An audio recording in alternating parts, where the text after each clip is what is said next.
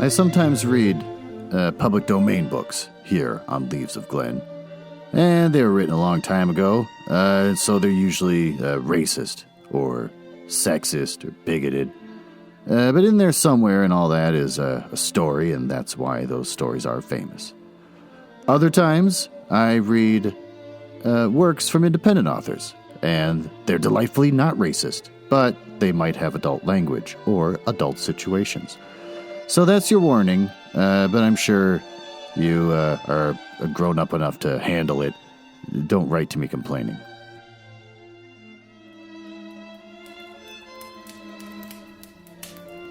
Oh, hello, and welcome to the Leaves of Glen Mansion, a fun little bit where I pretend to live in a mansion and not just recording in my basement. This is where I read the hottest public domain books and short stories. This week, we're continuing to read The Judgement on Janus by Norton. I'm not looking forward to this. I gotta finish something. I've noticed that I looked at my stats recently for the podcast, and I saw that, oh man, people just flock to the time that I started to read Peter Pan. Oh, they listen to chapter 1, they listen to chapter 2, chapter 3, and then I'm sure their hearts are broken when I yell at them about how this author is a murderous pedophile, and so then I stopped reading it. I feel like if I would have kept reading it, maybe more people would listen to my show, but instead I get fussy about what I'm reading, and then I just drop it. I also did the same thing with David Copperfield by Charles Dickens. I actually liked that story. I was reading it, I was enjoying it, and realized that it had been 2 months of me reading this thing, and I was getting nowhere near halfway through the book.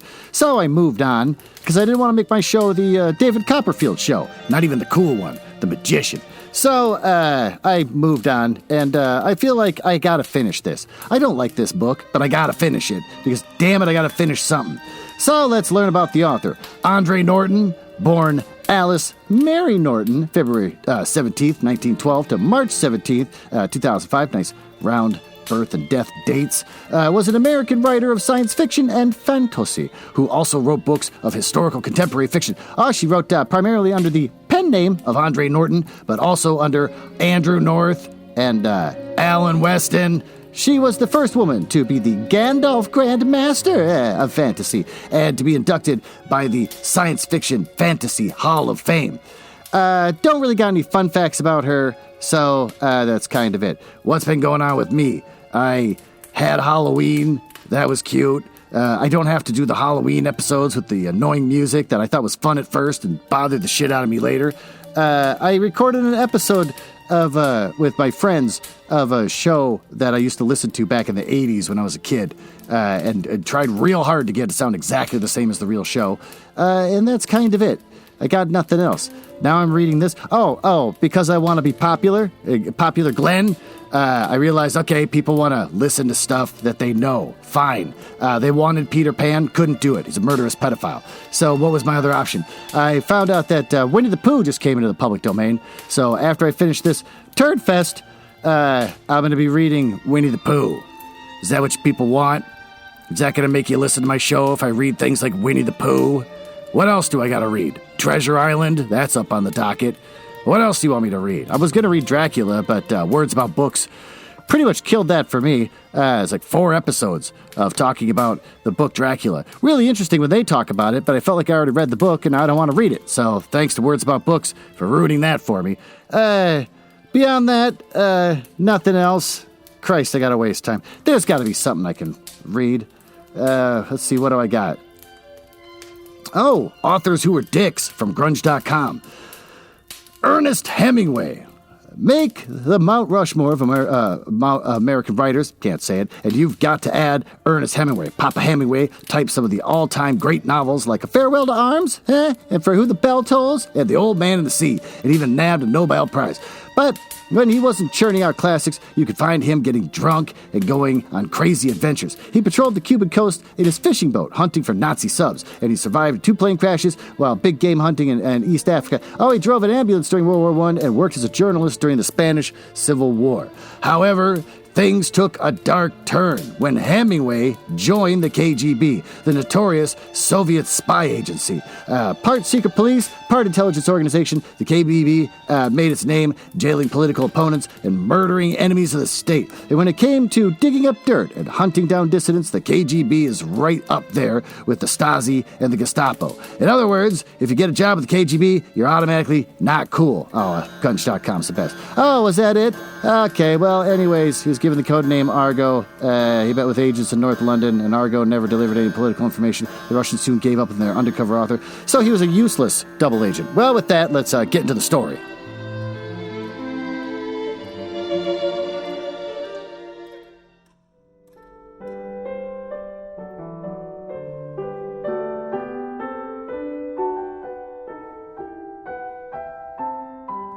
All right, let's dive into Chapter 6 of this book.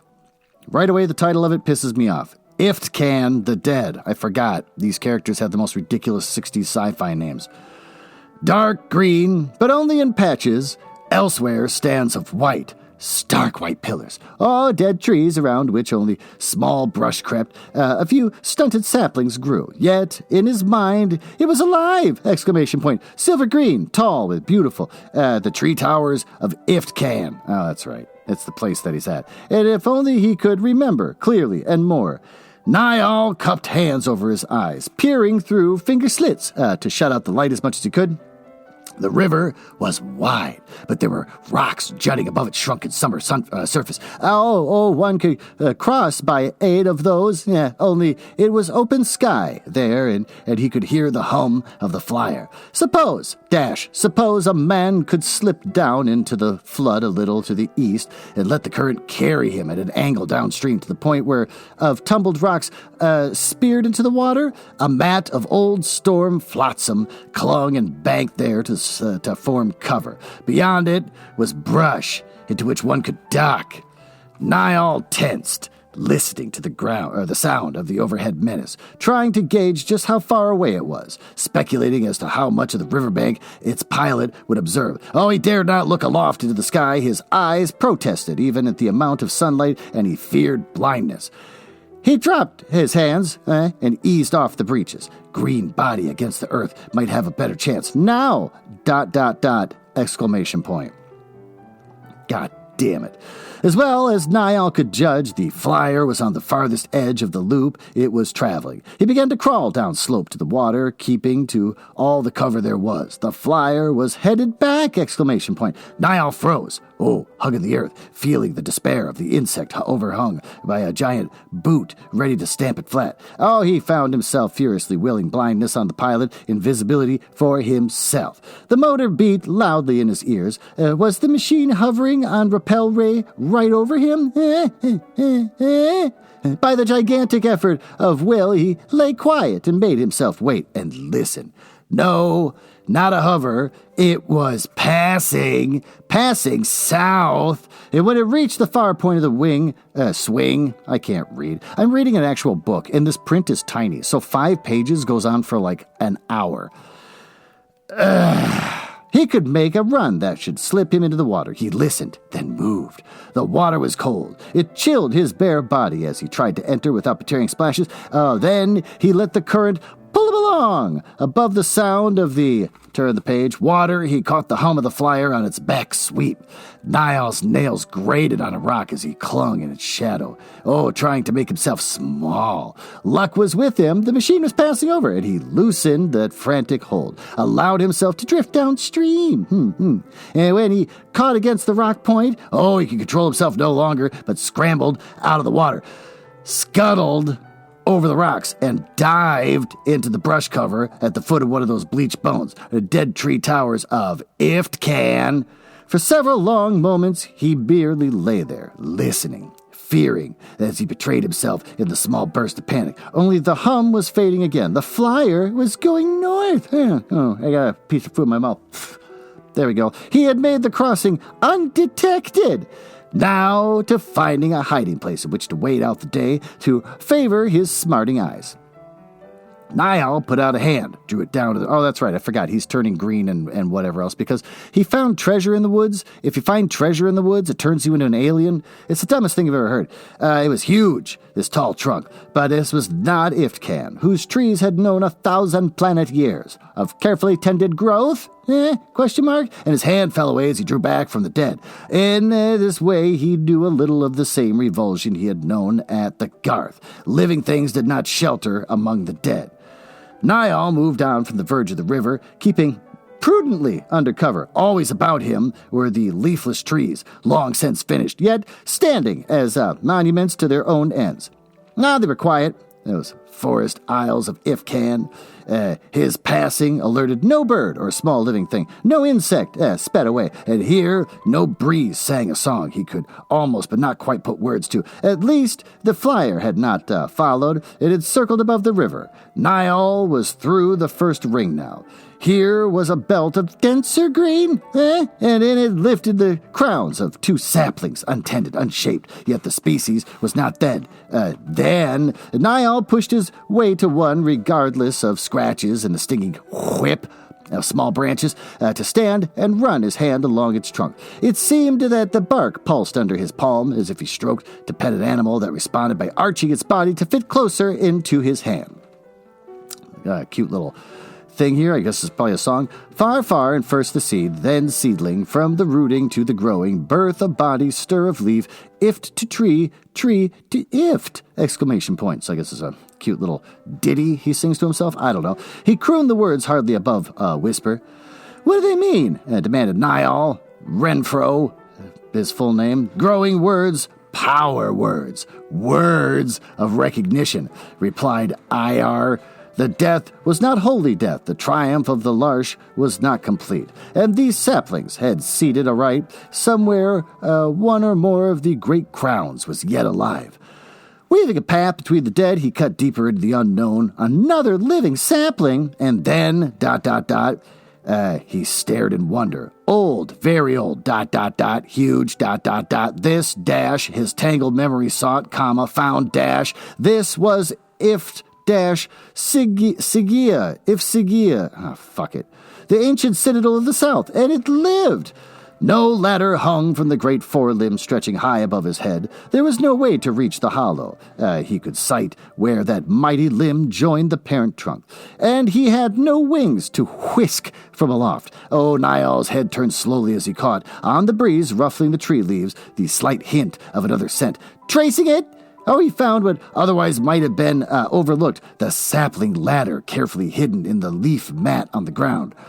To the off-worlder or settler, it would have been nothing more than a dead tree with stumps of branches still sprouting jaggedly from its trunk. IR of the Iftin knew it instantly, swung it up against the bulk of the Ifsija, God damn it, and climbed it nimbly to the limb that was wide enough to accommodate 4 of his kind walking abreast. It traveled along it. It paused for only a moment at the hollow of the doorway before stepping into the past, the far, far past. The walls of that circular room were very thick, as they should have been when the sap and life of Iftsija were housed within them, a living shell to encase the ballowed center. The odor that had guided him to the ladder was stronger here, yet the upper room was empty. Light pulsed on the ceiling overhead. The larvae that clustered in the tree cores, attracting to them by that phosphorescence of their bodies the minute flying creatures on which they fed. They made a ring about the opening that held the stair pole, reaching up and down in the middle of the tree, and Niall's present interest was downward. Oh, he lifted his hands and feet into the old slots of the pole and descended nimbly. The odor of occupation was still there, but it had been 3 or 4 days since those others had left. Another room, but not an empty one. Niall swung away from the stairwell to look about him. The subdued light given off by the second cluster of lorges was satisfactory. Carven stools, several. A neatly piled collection of sleep mats, and, against the fur wall, he made for that. and his hands, reaching out eagerly to lift the inlaid cover on the chest, was a masterpiece of construction, an intricate combination of many kinds of wood. Niall went down on one knee to roll back the protecting bark cloth. Then his breath expelled in a hiss of pleasure and content as to be picked by one of the exposed weapons from its oily nest of fluestedown. It caught the soft light, glinting green-silver, and it might have been forged for him alone. That sword with the leaf-shaped blade and the perfect balance. So well did it gem to hilt fit into his hand as he swung it experimentally. To Niall Renfro, it was strange, if beautiful weapon. To IR, it was comfort, an answer to the desires for defense. Oh, that's right, he's two people now. He's basically a new alien named IR, but he still keeps referring, can't speak, as Niall. I'm done talking. Let's just keep reading.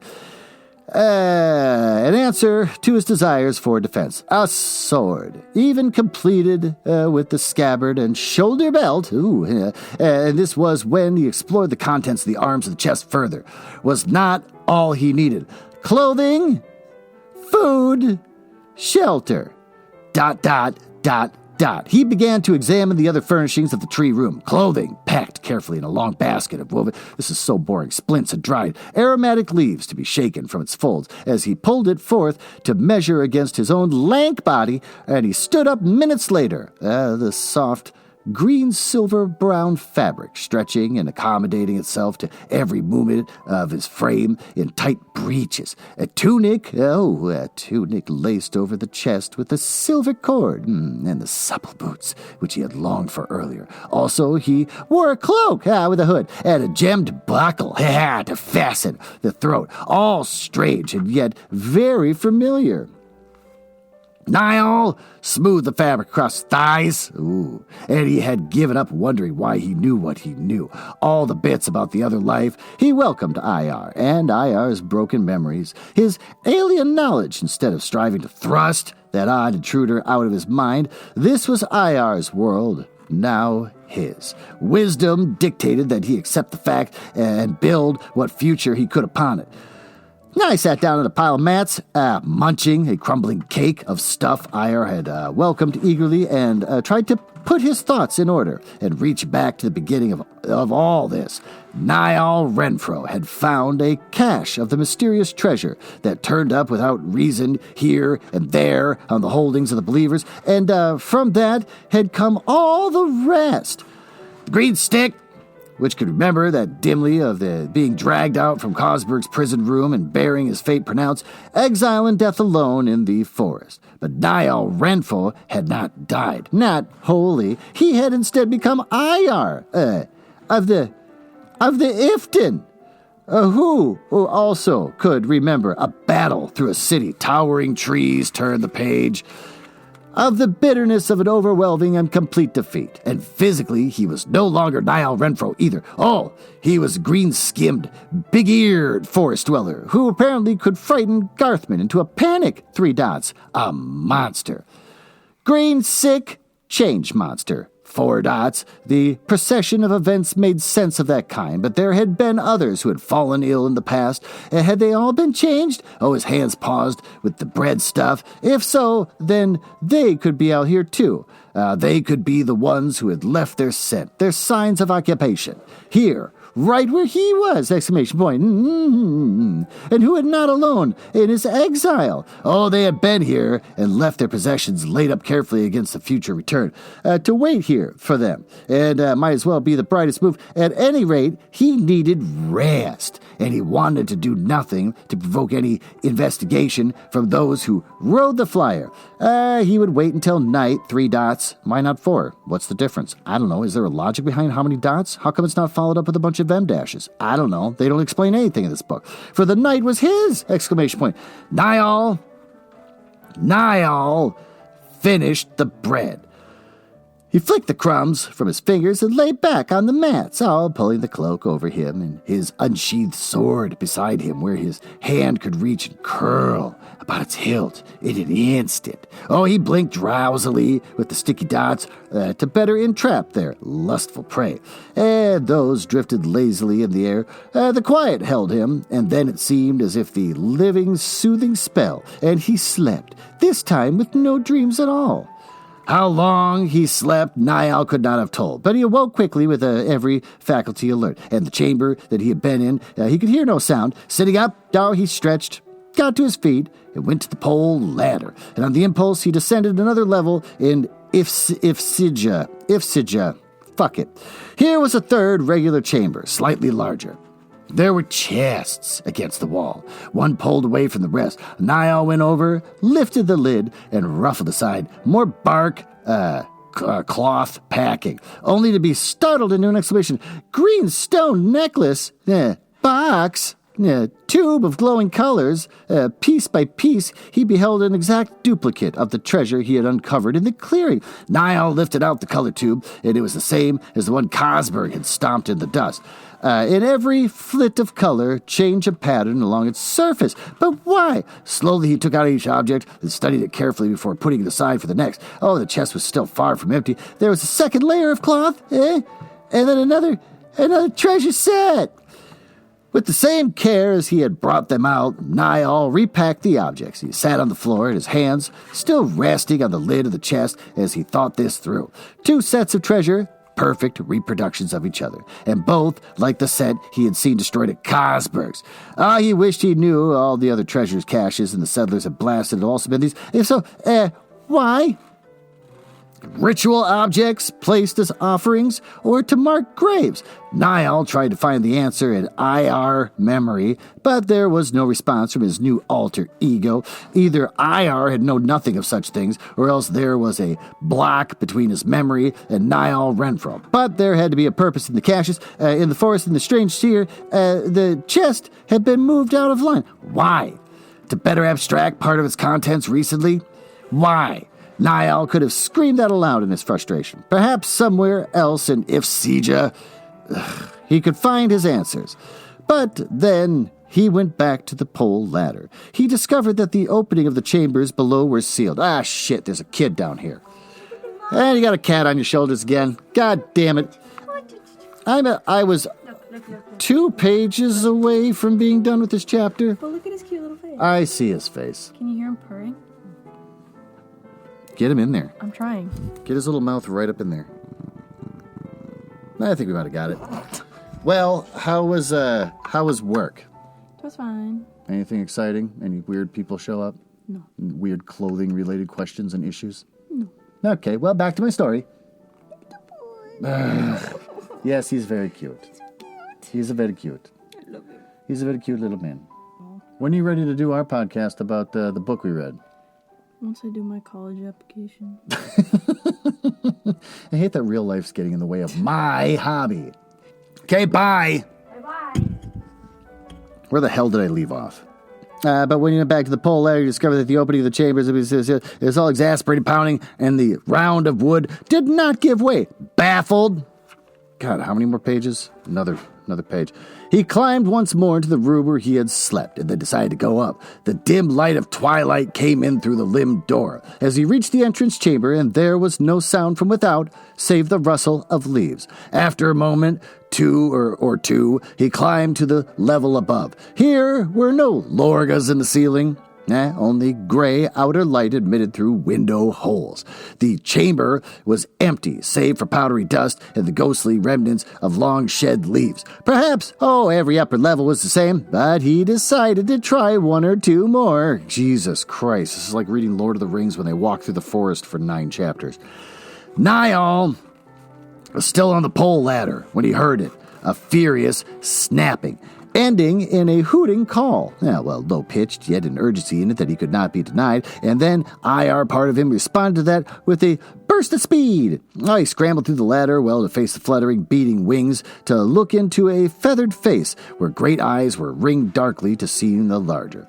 And then there was that gaze met his own. Niall was again startled. Speech? No, the hoots and clicks of a big curved bill did not add up to the human speech, yet this flying thing recognized him, welcomed his aid, traded on his alliance between them. Not an alliance such as exists between man and animal, as he had known, but as between one species of intelligent life form and another of equal, if different, mentality. It was as shocking in that first moment of realization as if the tree holding them both had broken into unintelligible words. Oh, the bird thing was hurt, but had been blasted by men. Yeah. And Niall had an oddly distorted mental picture of the hunters, which must have flashed from the other's mind into his. That's convenient. Someone from the port trying to relieve the tedium of a planet-side stay had gone hunting. Oh, a wing was trailed for his inspection, showing singed feathers, the raw bite of a blaster bird. And it was big, this Jesuian bird, with a wing spread of close to 5 Terran feet. Its body puffed in fluffy white-gray feathers, standing on huge talons, intended for hunting. Now, its demand for aid and attention grew sharper in his head. It allowed him to inspect the bird. The wound was not bad enough to incapacitate it entirely. Niall received another blurred mental impression of the victim into the forest and away from off-world invaders. But he had not the slightest idea in the world what to do for the injury.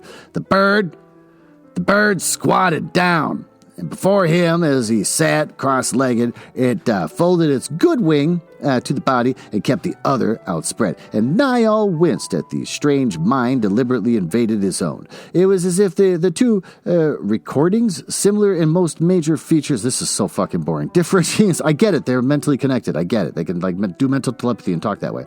Smaller details which must be fitted upon the other for a matching of patterns. That could not be done entirely, but for the major points where the match could be made. Yes, Niall said, as if the bird could understand. Yes. He swang down on the ladder pole in the room that had been inhabited. The same woven wicker basket that had held the clothing had what he sought, the pouch it had overlooked. This is so boring. And with his cord hooked over his arm, Niall reclimbed to where the bird waited. Awkwardly, he mixed powdered leaves from one small box into the paste held by another, and then spread that dressing with all the care he knew into the raw burn. When it had done, the bird hooted again and walked about in a circle as if testing the ability to do that, though he did not try its wing. What are you? Niall asked suddenly, but IR was answering that for him. A Quirin. The tree dwellers who far in the past had made a pact and an alliance with the Iftin, who were also tree dwellers and lovers of the forest of the world. The hunter on 2 legs, hunter on 2 wings, warrior armed with sword, warrior armed with talons, and sundering hooked bill. They had hunted and they had fought side by side, and when the need arose because some trick of nature, they had been able to communicate after a fashion. Oh, it was not an alliance between thinking man and instinct-ruled animal or bird, but the partnership between the 2 species of equal or different prowess. Hurt, the Quarren, had returned to the place where he could expect aid, and it claimed that from Niall as a right. Now, moved by something he could not understand, Niall held out his hand with odd intentiveness, then the head bent more. The cruelly hooked bill opened and closed, not on flesh, not to rend or tear, but in firm pressure, as a man's hand might clasp his fellow's hand in a signal of greeting. Jesus Christ, this is so wordy and so long. And in friendship, a quick grasp over almost at once, but Niall smiled slowly. Niall IR was no longer alone in Iftcan the dead. Jesus Christ, I am so unhappy. Well, with that, I've kind of given up on the fake commercial thing, so let's see if we can go up to the master bedroom where my wife is probably sitting there waiting to watch us make love to each other as I read to you the latest upcoming romance novels from Penguin Random House Books.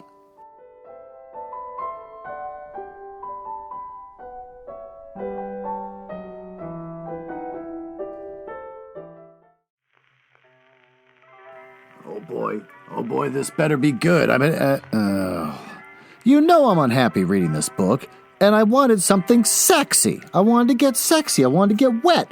But instead, you're dressed up like some kind of hockey player with a cast on his arm. You stuff your pants, you look, you got a big boner. This is horse crap. Yeah, okay, I see you gesturing towards the beautiful waterbed where you put the book called Ice Storm by Tracy Goodwin, part of the New York Nighthawks series. It's an e-book. Great. When an injured hockey legend with a PR problem and a former teen star craving an edgier public image start a fake relationship, neither expects a real challenge, ignoring their fiery chemistry in this steamy friends to lovers romance. Is every single romance book from Penguin Random House Books always a reluctant friends to lovers story? Can't anyone think of anything else?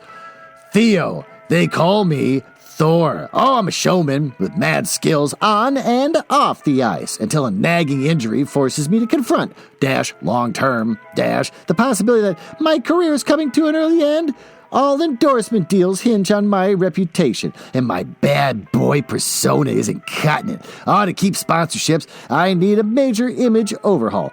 Enter Olivia De Laurentiis, the quintessential girl next door who's hell-bent on shedding her good girl charade. And what better way than to get together with a rule-breaking Avenger wannabe? What the hell does any of this mean? So she and I strike an agreement. We pretend date. The odds of anything real happening between us are slim, especially since we're already friends, and she's also my best friend's sister. This is so weird. One problem, she turns me on. Oh, and I learned real fast that Liv is playing by her own rules.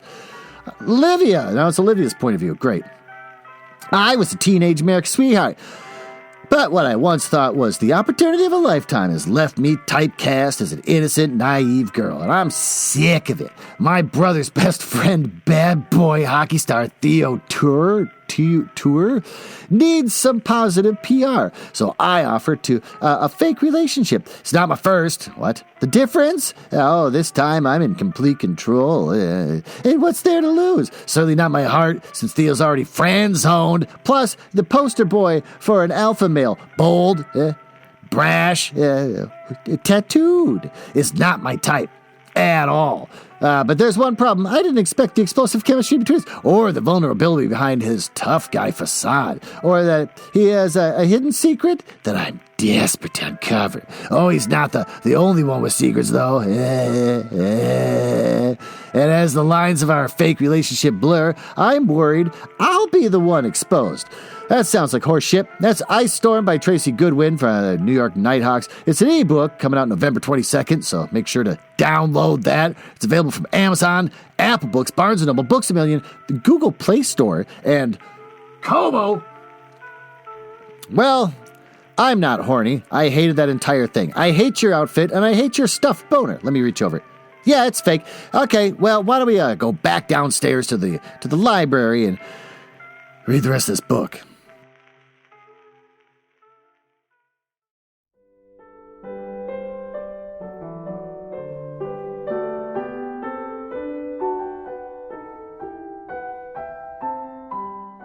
The plot is dazzling, the setting's wonderful, and the author's imagination is in full gear. That's a quote from the library journal on the front of this book. I disagree with all of it. How many pages are in this? 1, 2, 3, 4, 5, till I get to chapter 8. Hell on earth. All right, let's go.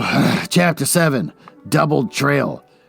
Oh my God, it's already starting off with something I can't stand. In quotes, Hoorrr, Hoorrr. Hoorrr.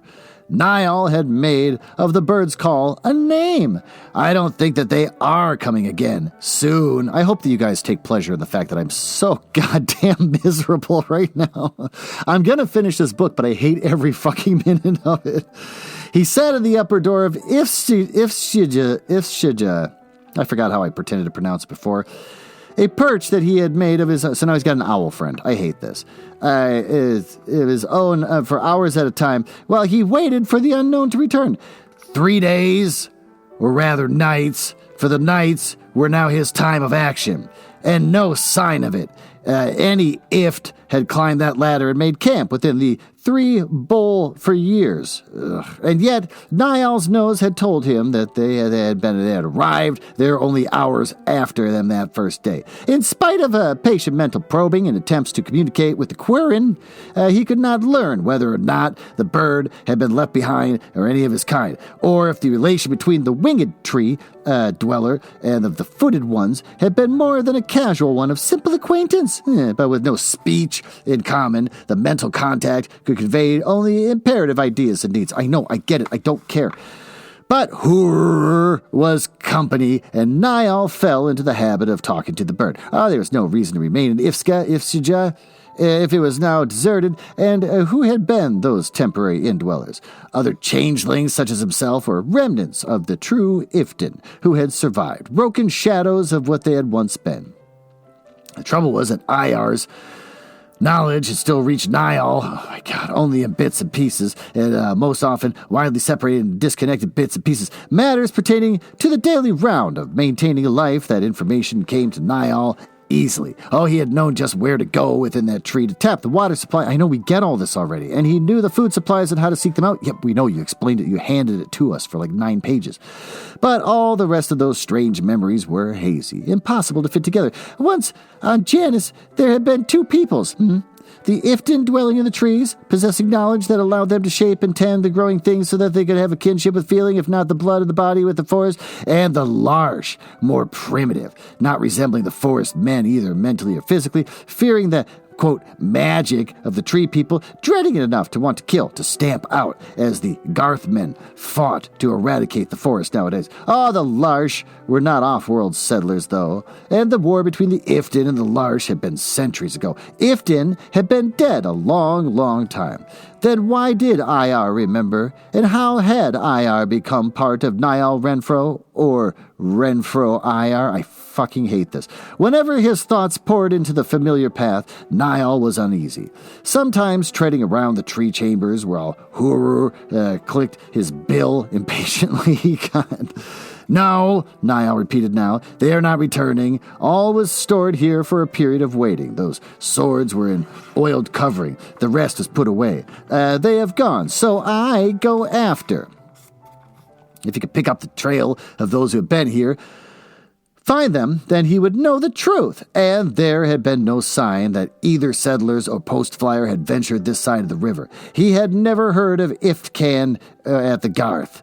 Yet, as the forest space with the trees already dead would have been seized upon by the settlers who had known it, he was too late in trying to trace the unknowns. Hurr, in quotes, he looked straight into the bird's big eyes.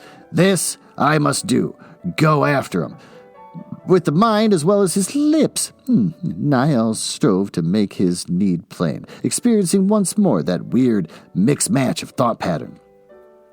Well, the bird stretched its wide wings, moved the injured one experimentally, and then he sounded his haunting call. Hurr would manage, but Niall must walk his path alone. The Quarren did not intend to leave Iftcan, and its chosen hunting grounds. It was one thing to come to such a decision as another to carry it out. Niall, down from Ifsiga and the sapling ladder, more concealed than he had first found it, stood in the shadows. The difficulty of this quest brought forcefully home to him as he looked around. I did not believe that he would find those he sought still within the bounds of Ifcan, even if others of the tree tower still lived. But now, north, south, west. Which way? South were the spreading Garths. He thought he could easily rule out that direction, and the northeast was a spaceport. Eastward, more Garths. Somehow he believed that he would not discover who he sought to near off any off-world place. West, where the map said one of the narrow fingers of the sea lay. In the end, he decided to let his path set by chance, and the wind, sighing through the leaves, was oddly company of a sort, a comforting voice overheard, and the wind pushed him west. He made his first mistake in lingering so long at Ifsiga, I give up, and the trace of scent which might have guided him must now be lost. Yet he still depended upon his nose to pick up hints of life in this dead forest. Life there was. I'm trying to make it fun. IR memory identified most of it. Animals, flying things, and in the patches of vegetation that straggled among the bone bare bowls of the dead tree towers. But there came to the first ring.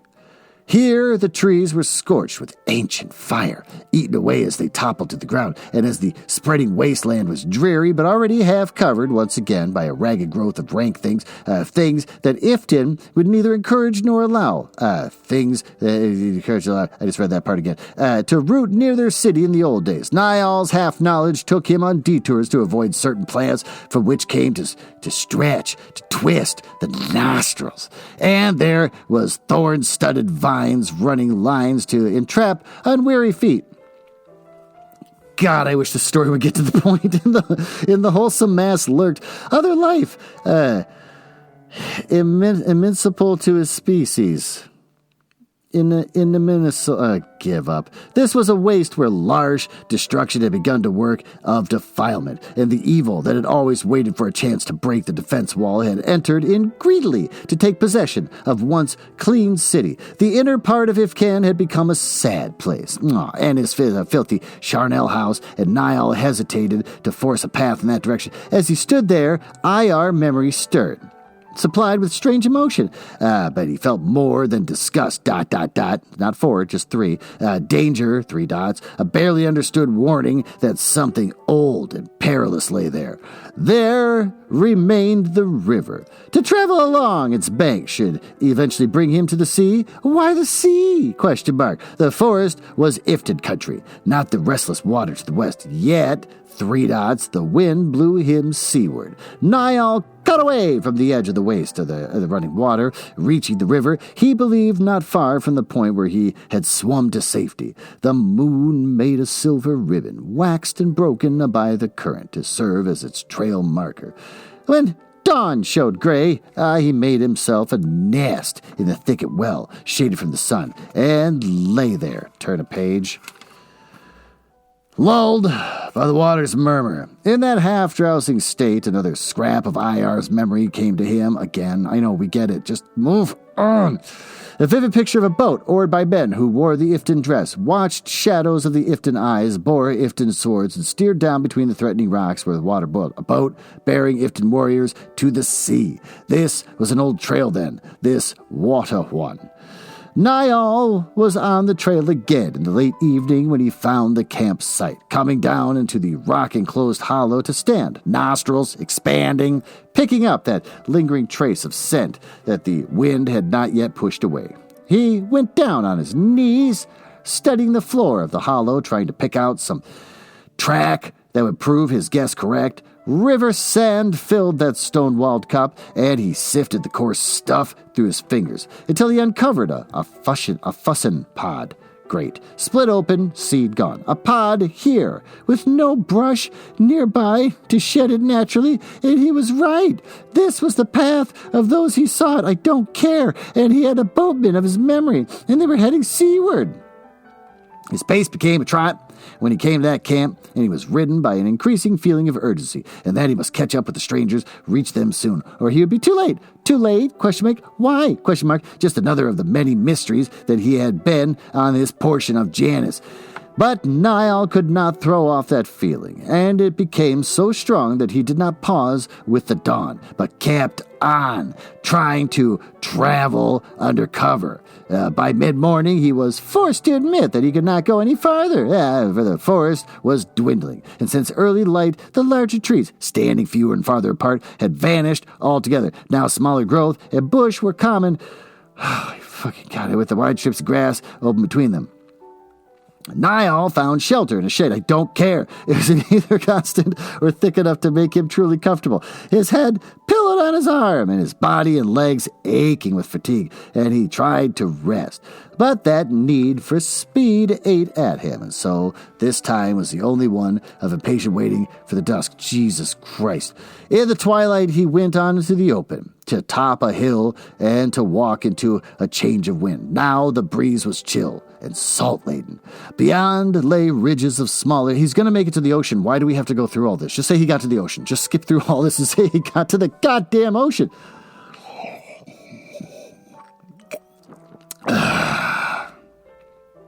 and ahead of those were curling feathers of white marking waves along its stem.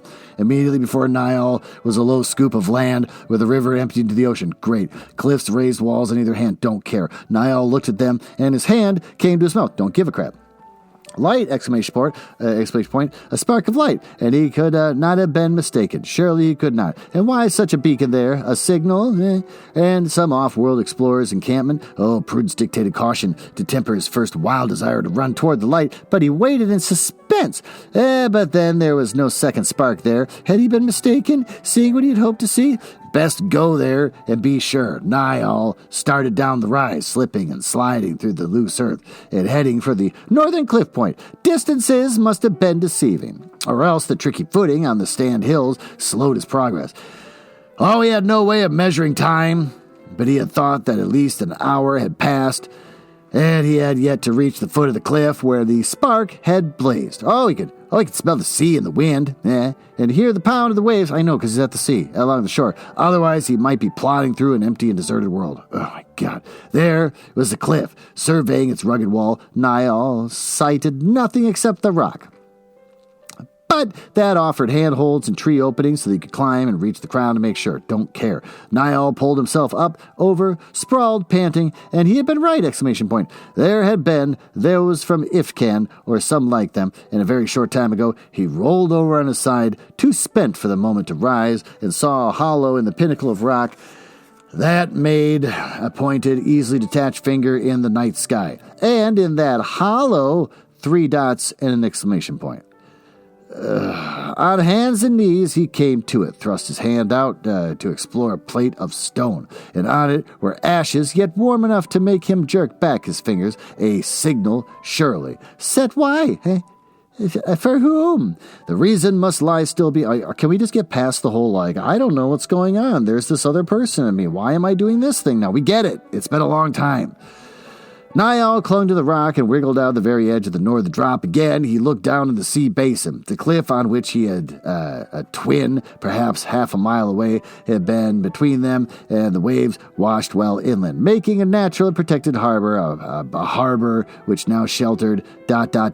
A ship? ? But the object was unlike any ship Niall had ever seen. He would rather have thought it a log, one of those gigantic logs from the old forest, bobbing up and down, the whole of the waves. There were no oars, and no sails, no break in the rounded surface lying above the waterline. And this time, IR memory did not supply him with an explanation. Yet he knew that huge log did ride in the waves without purpose. Did it hold men? Men? Such as himself?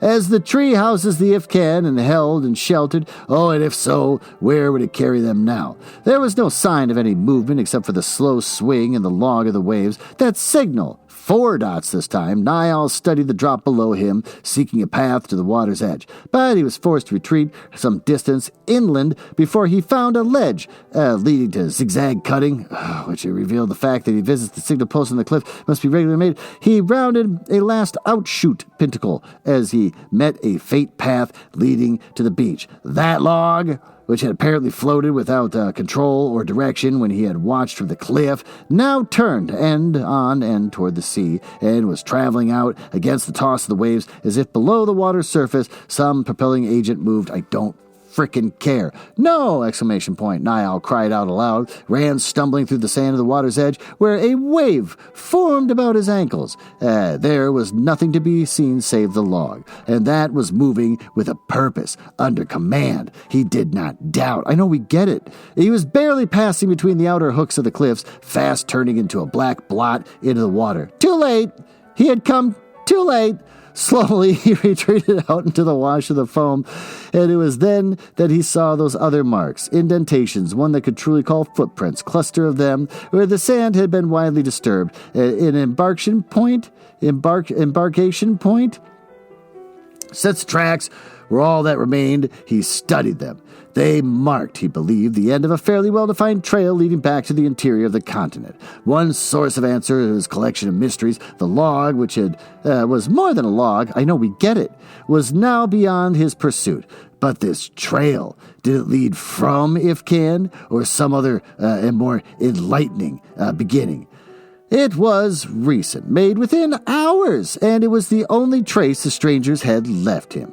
Niall turned his back to the sea, where the log was now only a black point, and he began to walk along the trail, those who had manned that queer vessel. Much later, he lay on the mat of leaves against the trunk of the tree and peering through a screen of brush at what he had least expected to discover at the end of the trail had traced through 2 nights, well away from the seashore, across the river again, the southward into the settlers' fringe lands.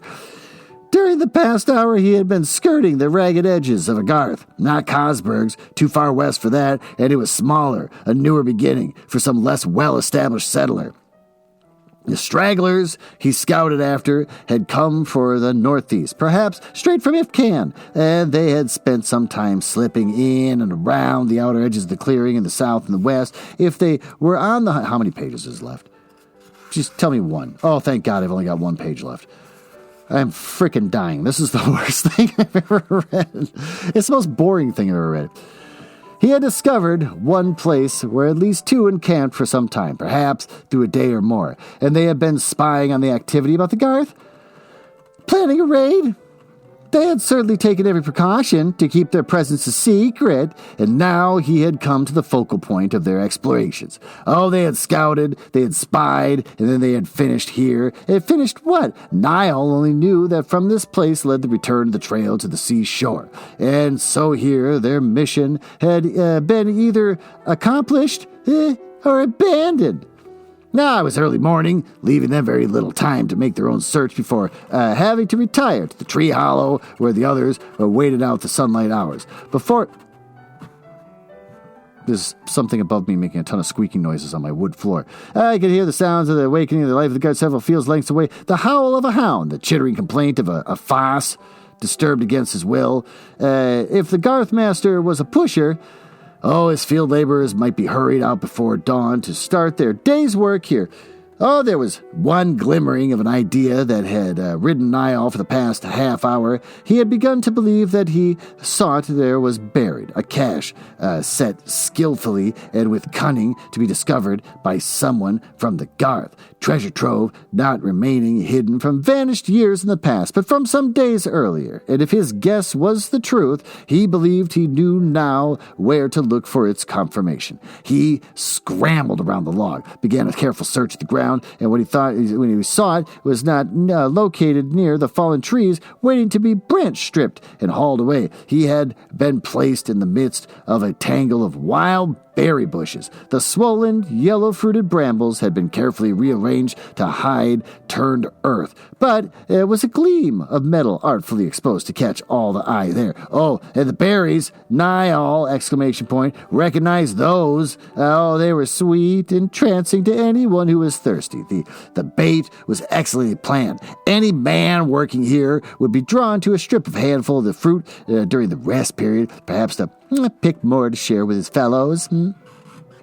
Pick enough to uncover that piece of metal, and then, ... Niall twitched the bramble back into place. A call from the garth moved him to haste in his withdrawal. He had been right. Oh, they were already heading for the clearing work, early as it was, and if they brought hounds with them... Again, 3 dots and exclamation point. I've never seen that in writing before. I've never seen in any prose someone use 3 dots and then an exclamation point, but this person uses it constantly. He slipped among the bushes and ran, hoping that the workers were not accompanied by dogs, believing he could outwit any settler who tried heavy-footedly to follow his trail. Minutes later, he was at the hiding place of the trappers had established, listening intently to the growing noise of the Drawn roller bumping over the fields in the direction of the clearing near which the bramble hung. Trappers, he was certain of that now, trappers who had left a baited trap. He had been caught in such a trap, and now he was able to fit one more piece into the broken picture. The tube he had hidden, held, wanted for his own, and the green stick, which was born of... Hi, hon. How's it going? Dinner's ready. Dinner's ready? All right, fine.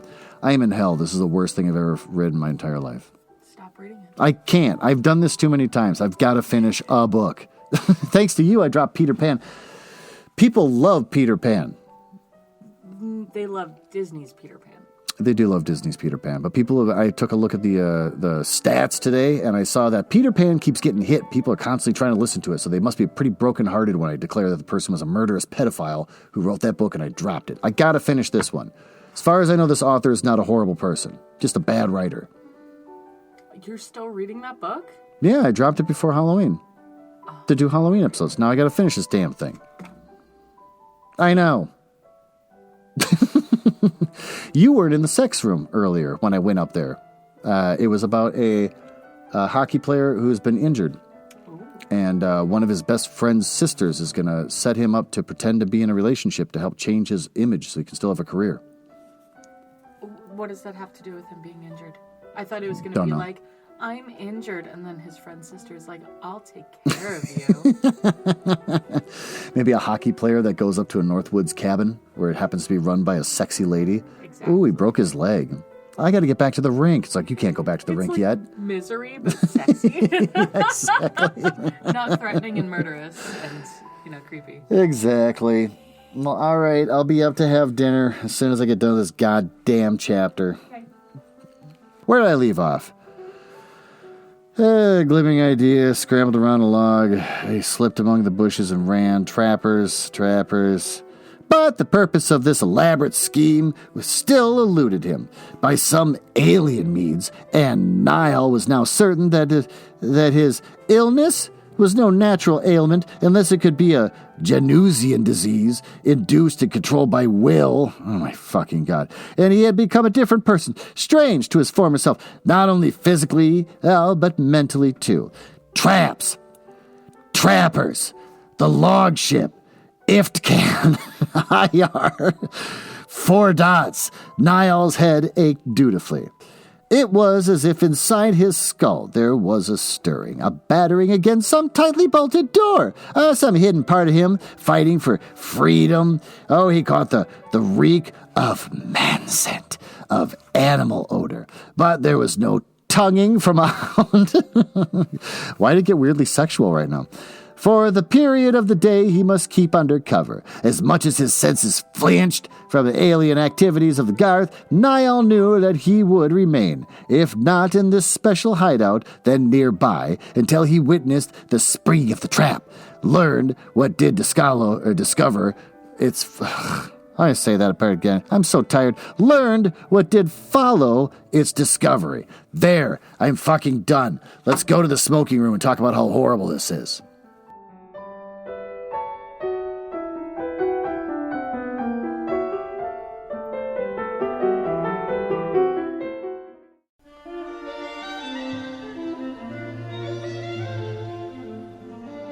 Well, there you are. I've been waiting forever. Why don't you take a seat and have a cigar or something, or just smoke a cigarette. I don't care. It's a smoking room. Do whatever the hell you want in here. Well, let's recap this. I keep forgetting. Whenever I have this, whenever I pull out the old mansion thing, I got the wives' birds chirping in here. The story, he's half alien and half man. He's inherited the soul of the alien who, apparently they leave their soul in these trinkets they leave around the woods, and if you pick one up, you slowly turn into that person who left the trinket. I don't care. So then he escapes. We catch him escaping some giant helicopter spaceship thing that he's trying to run away from. He finds a tree that apparently people like him used to live in, and he spends most of the time being like, how do I know to go this direction? I don't know. And then it's like, maybe IR, the other part of me, just inherently knows, and keeps feeding you that over and over again. Goes to the tree. Why do I know to go here? Why do I want to go up higher in the tree? Oh, there's another room. Oh, there's a giant worm that's just like floating there. I don't know, like a heater in the house? I have no idea. Oh, look, there's this bread. Why do I want to eat it? I guess IR wants me to eat it. It just keeps going on forever and ever. You can wrap it up real fast. He ran away from the weird spaceship. He wound up going to this tree, which he just inherently knows is someplace he's supposed to do. There's a bunch of stuff in there that he inherently knows is something he's supposed to have. That's the last you got to say about the inherently knowing stuff. And then you just spend the rest of the time, now what is he going to do? He knows other people have been here, people that have turned just like him. He's got to go find them. That's the end of the chapter. But instead, it drags on forever. And then there's like an owl buddy that he helps and inherently knows, why do I know how to get these herbs together to help this owl? Because of the IR thing. I don't care anymore. So, what's good about this story? Then I guess in the end he finds a boat that takes forever to keep spitting out this. It's not a normal boat. Looks like a log because they're natural people. Like, we got it. That went on for a full page. And then now he's just trying to, hide out and stay away from the humans. What's good? I can't find anything good about this so far. I guess they're not technically a bad writer. It's, better than Stephanie Meyer, I guess, but also incredibly boring. So this sucks. A skilled writer who sucks in completely different reasons. What sucks? This book. How do you know it sucks? It's basically like if you took J.R.R. Tolkien, where every chapter where it's people just walking through the woods, not talking, and describes the landscape and how rough certain terrain was and how there was a bunch of thick branches on this one part. It's basically that, but with everything. At least J.R.R. Tolkien knew that there's parts where you got to have some dialogue or some action.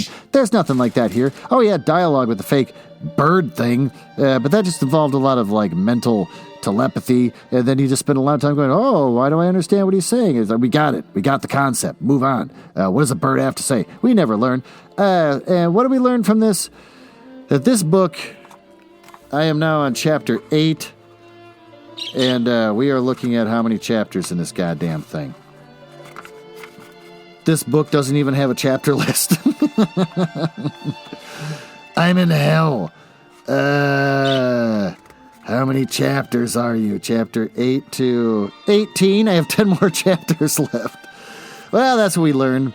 People who have laborious writing write laboriously, and they will write a lot of chapters of it. Well, I'm dedicated to finishing this turd before I move on to Winnie the Pooh. So with that, thanks for listening, and I'll be back probably next week. I want to plow through this thing.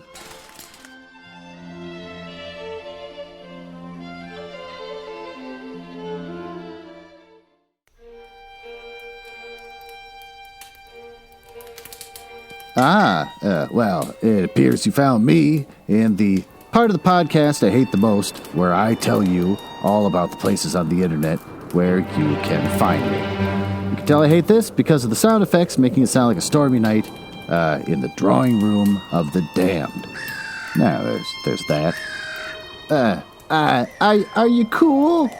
I like cool people. It's the reason why I got involved in this business to begin with, just to meet cool people. Not losers.